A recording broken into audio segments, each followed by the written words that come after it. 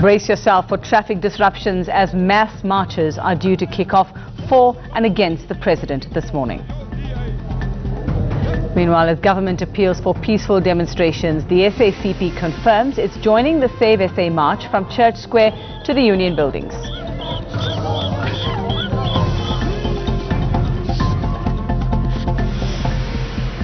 Well, police will have their hands full today as South Africans take to the streets in anti-Zuma protests. Some people in Pretoria and Cape Town even spent the night in the cold ahead of the countrywide demonstrations.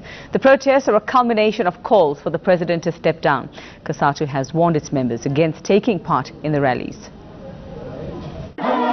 Protests are planned throughout the country calling for the president's head, marching under the Save SA banner. Organizers say it's time for South Africans to reclaim their country. South Africans, let's not be fooled by these guys. I represent the people who are really desperate. This will be a peaceful march, a completely peaceful march. Nobody should feel afraid to join this march. Police say they'll be out in full force, but not without first confusing the nation on whether the marches were legal or not.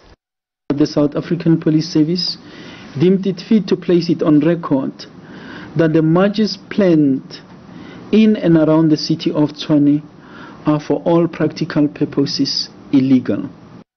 Well, it soon became apparent Phahlane was unaware of a magistrate's ruling delivered just minutes before his briefing began, granting permission for the march.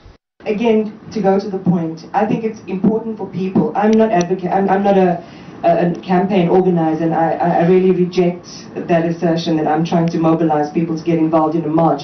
We are here to represent the public's right to know. And they want to know, if I'm taking part in a march, am I taking part in a legal or an illegal march? So that is the information we're trying to clarify. I've given Aklende a copy of the court judgment.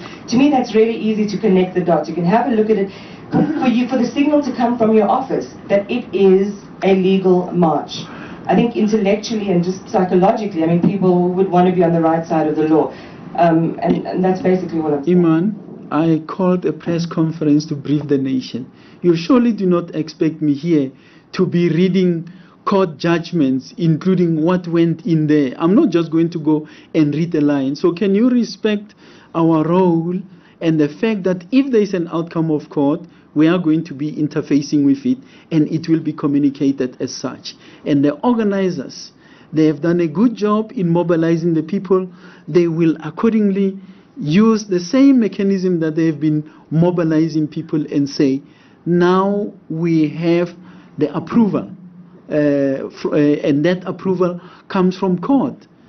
So let's respect each other in that regard. Government has appealed for orderly behavior during the protests. Those who are planning to participate in the marches must do so within the designated routes in a peaceful manner. They should refrain from any form of intimidation and destruction of property. Marchers should avoid making inflammatory statements or provocative actions that could incite violence. Conveners of the march should, together with their marshals, cooperate with the law enforcement agencies who will be deployed to serve and protect all citizens and property. Meanwhile, the SACP in Gauteng has postponed its march to the National Treasury. The march was declared illegal by the city of Tshwane and will now take place in 2 weeks.